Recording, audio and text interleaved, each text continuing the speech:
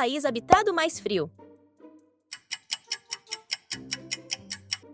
Oymyakon, na Rússia, é o local habitado mais frio do mundo, com temperaturas que podem chegar a menos 67,7 graus Celsius, a mais baixa registrada em 1933. Localizada na Sibéria Oriental, essa vila sofre com o frio extremo, devido à sua posição em um vale profundo que retém o ar gelado.